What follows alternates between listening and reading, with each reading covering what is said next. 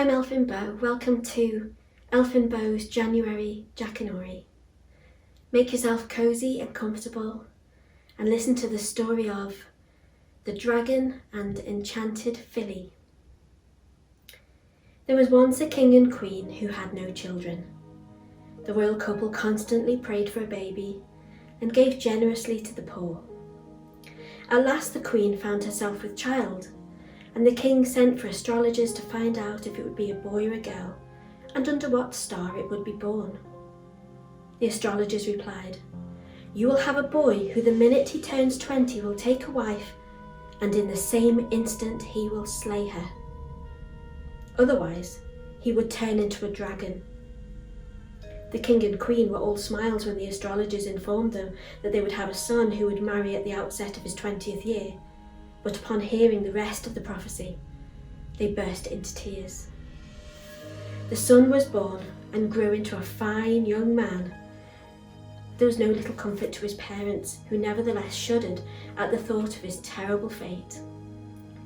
At his 20th birthday, they sought a wife for him and asked for the hand of the Queen of England.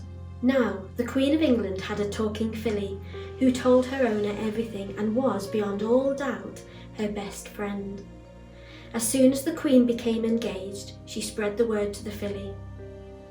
"You have no cause to rejoice," replied the filly, a bewitched animal who knew everything. "The truth of the matter is," and she revealed the prince's strange destiny. The Queen was horrified and wondered what she should do now. "Listen carefully," said the filly. "Tell your bridegroom's father the Queen of England will not ride to the wedding in a carriage, but on horseback. Come wedding day, you will mount me and proceed to the church. The instant I paw the ground, throw your arms around my neck and leave everything to me." In the wedding procession, the filly, draped in gala trappings, stood beside the bridegroom's carriage, while on her sat the Queen of England in her wedding dress. Every now and then the Queen peered through the carriage window at the bridegroom with a sword on his lap, and at her in-laws holding watches and awaiting the exact time when he had been born. Suddenly the filly pawed the ground with all her might, then sped off like lightning with the bride holding on for dear life. The fatal hour had struck, and the bridegroom's parents dropped their watches. Right before the king's eyes, the son had turned into a dragon, sending king, queen and courtiers fleeing for their lives from the overturned carriage. The filly reached a farmhouse and drew to a halt. "Dismount," she told the queen, "and go in and tell the farmer to give you his clothes in exchange for your royal ones." The farmer could hardly believe he was getting a real queen's dress, and a wedding dress at that.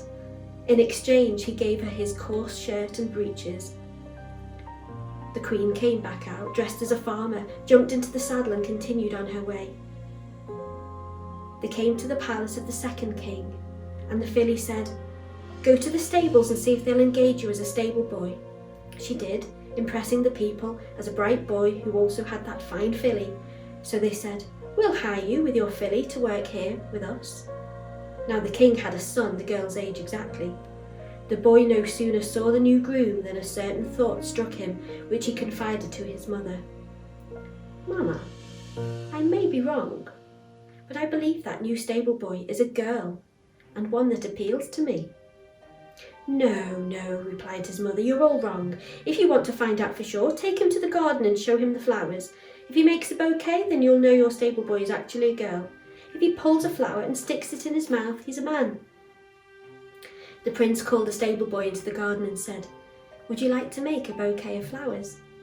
But the filly, who knew everything, had already forewarned the false stable boy, who replied, "No thanks, I don't care much for flowers," and pulled a blossom and stuck it in her mouth. "What did I tell you? He's a man for sure," replied the queen when the prince related the incident.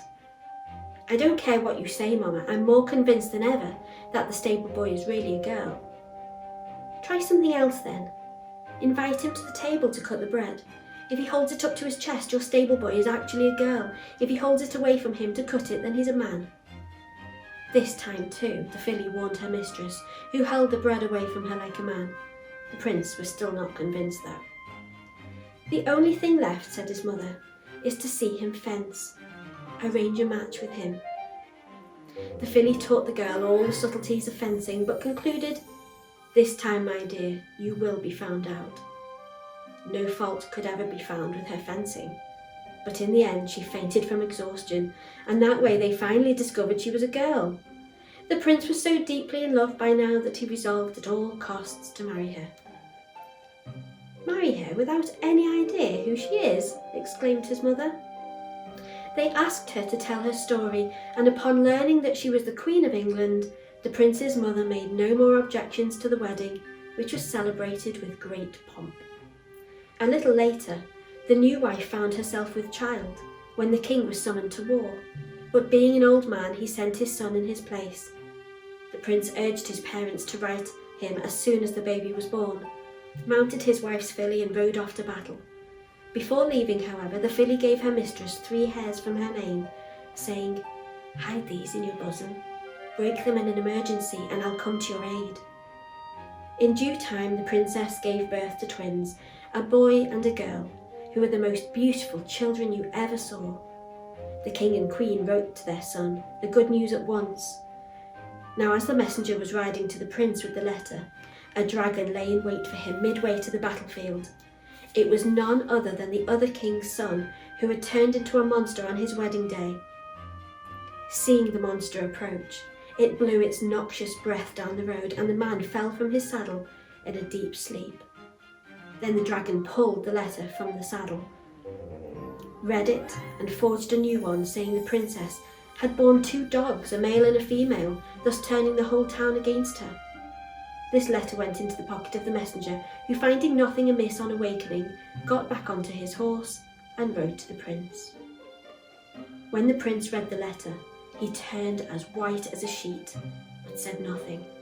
He sat down immediately and wrote a reply. "Be they male dogs or females, keep them for me, and take good care of my wife." On the way back, the messenger was again spotted by the dragon and put to sleep by its breath as he came down the road. The dragon replaced the letter the messenger bore with one that read, "Burn wife and children at the stake in the town square. If king and queen do not comply, they too shall go up in flames."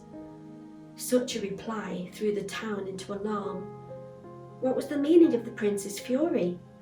But instead of burning those innocent souls, the king and queen put the princess onto a boat, along with the children, 2 nurses, food, water, and 4 oarsmen, and secretly launched them on the sea. Then they carried to the town square 3 dummies resembling the princess and her babies, and set them afire. The citizens who had grown to love the princess were outraged and vowed revenge. The princess sailed across the sea and was put ashore with her babies. She was walking along the deserted strand when before her loomed the dragon. She had already given herself and the children up for doomed, when she remembered the 3 hairs from her filly's mane. She pulled them up from her bosom, broke one, and saw an impenetrable thicket instantly spring up around her. But the dragon plunged into it and twisted, this way and that way, right through.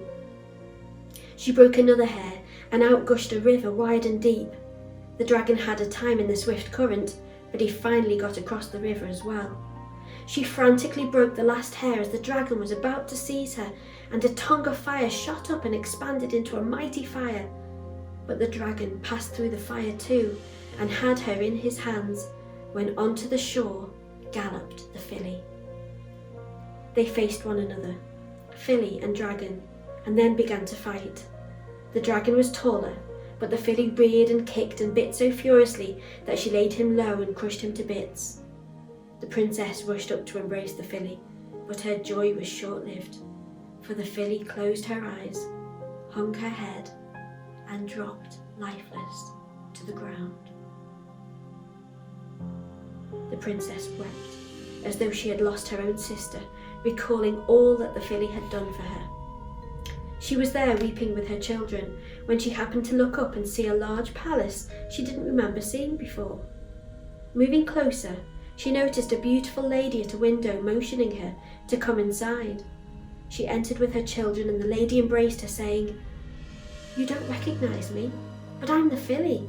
I was under a spell and couldn't change back into a woman until I'd slain a dragon.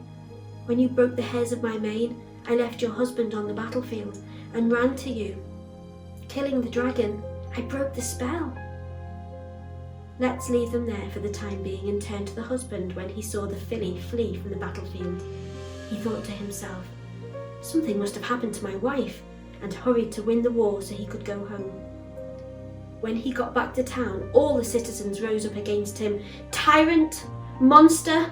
they screamed. "What crime had that poor woman and her children committed?" He couldn't for the life of him understand what the people were talking about. When his father and mother, wrathful and grief-stricken, produced the letter received from him, he said, "This is not from me." He showed them the letter he had received, and they realised then that both letters had been forged by no one telling whom.